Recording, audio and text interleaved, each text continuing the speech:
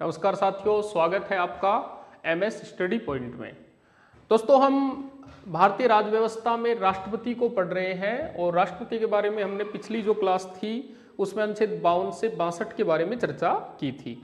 और आज की जो क्लास है इसमें हम राष्ट्रपति के निर्वाचन से जुड़े महत्वपूर्ण तथ्य हैं या फिर राष्ट्रपति के निर्वाचन में जो भी बातें हैं जो आपके लिए जानना जरूरी है उनके ऊपर चर्चा करेंगे। तो चर्चा करते हैं राष्ट्रपति के निर्वाचन की।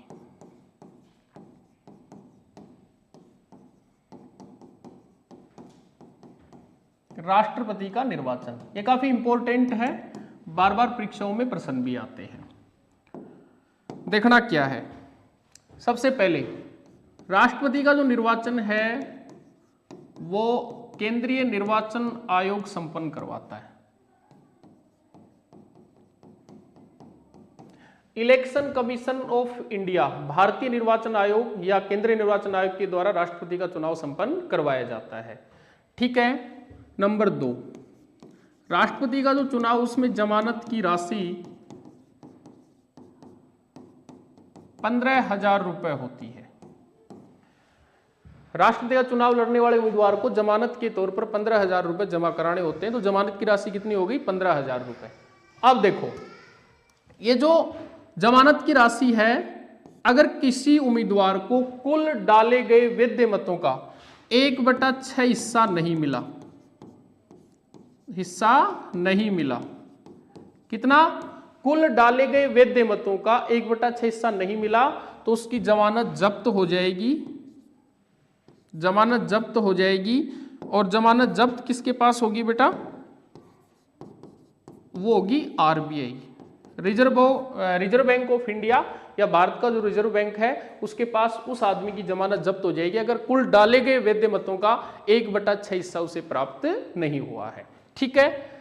राष्ट्रपति का जो निर्वाचन होगा उसमें प्रस्तावक और अनुमोदक 50 प्रस्तावक होने चाहिए, 50 अनुमोदक होने चाहिए, यानी कुल 100 जो सदस्य हैं ये निर्वाचक मंडल का अंग होने चाहिए। अब निर्वाचक मंडल मैंने आपको पिछली क्लास में बताया था कि निर्वाचक मंडल, राष्ट्रपति का चुनाव में जो निर्वाचक मंडल होता है वो 3 प्रकार के सदस्य होते हैं: संसद के सदस्य, राज्य विधानसभाओं के सदस्य, दिल्ली और पांडिचेरी विधानसभाओं के सदस्य। उनमें से ही 50 प्रस्तावक और 50 अनुमोदक होने आवश्यक है। ठीक है। अगर राष्ट्रपति चुनाव के समय किसी राज्य की विधानसभा भंग है, विधानसभा क्या है? भंग है, तो उसके सदस्य राष्ट्रपति के चुनाव में हिस्सा नहीं ले सकेंगे, हिस्सा नहीं लेंगे। क्यों नहीं लेंगे? क्योंकि वो तो भंग चल रही है। तो भंग होने की स्थिति में राष्ट्रपति के चुनाव में हिस्सा नहीं लिया जा सकता। अगर राष्ट्रपति का चुनाव चल रहा है और उसमें किसी प्रकार का विवाद हो गया तो अंतिम निर्णय भारत का सर्वोच्च न्यायालय, सुप्रीम कोर्ट करेगा। दूसरे शब्दों में, राष्ट्रपति के चुनाव में किसी भी प्रकार की विवाद की स्थिति होने पर अंतिम निर्णय सर्वोच्च न्यायालय द्वारा ही किया जाएगा। विधानसभा भंग है तो हिस्सा नहीं ले सकती है। प्रस्तावक अनुमोदक कुल मिला के 100, 50 दोनों निर्वाचक मंडल का अंग होने आवश्यक हैं। चुनाव केंद्रीय निर्वाचन आयोग करवाएगा। जमानत की राशि 15,000 रुपए होगी। देखो, कुछ चीजें और हैं। राष्ट्रपति का जो चुनाव है उसमें विधायकों व सांसदों का मत मूल्य निकाला जाएगा,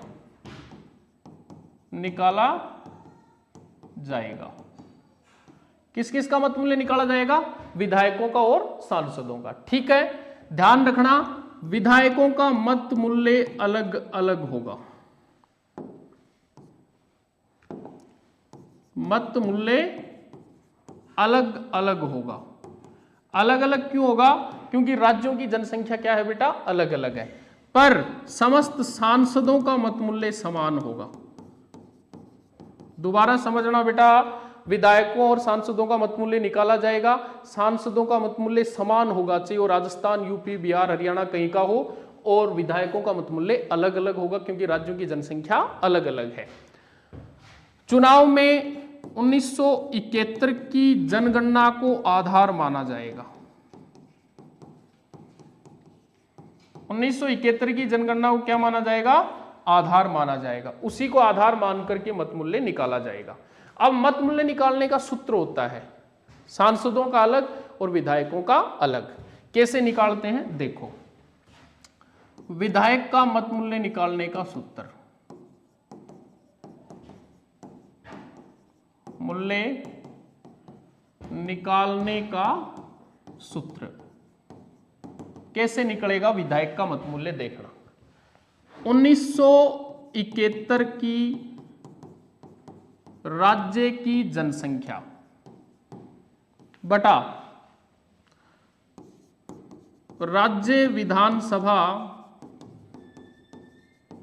के निर्वाचित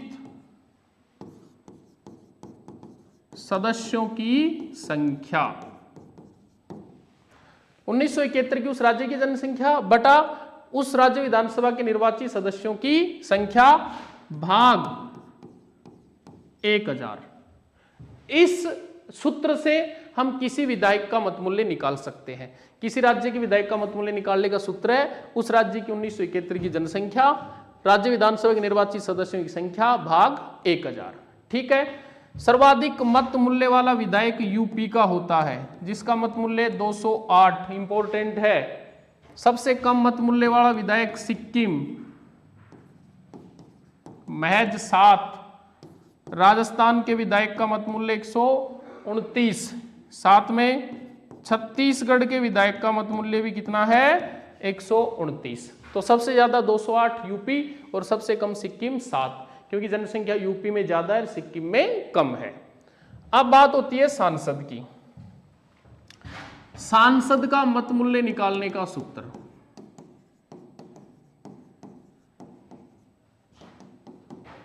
निकालने का सूत्र, सांसद का मत मूल्य कैसे निकलेगा देखो, समस्त विधायकों का मत मूल्य का मत मूल्य बटा निर्वाचित सांसदों की संख्या। दोबारा समझो, किसी सांसद का मत मूल्य निकालने के लिए कौन सा सूत्र काम में लेंगे? समस्त विधायकों का मत मूल्य बटा निर्वाचित सांसदों की संख्या। ठीक है। सांसद का मत मूल्य 708 होता है। मैंने ये पहले ही बताया, समस्त सांसदों का मत मूल्य समान है, चाहे वो राजस्थान का है, यूपी, बिहार, सिक्किम, कहीं का भी है, तो कितना है? 708। पर विधायकों का मत मूल्य अलग अलग होता है। इस चुनाव में विधायकों की संख्या का नहीं, सांसदों की संख्या का नहीं, उनके मत मूल्य के आधार पर उनका आकलन किया जाता है। आगे बढ़ते हैं। राष्ट्रपति का जो चुनाव है उसमें विजय प्राप्त करने वाले उम्मीदवार को डाले गए कुल मतों का 50% हिस्सा प्राप्त करना आवश्यक है।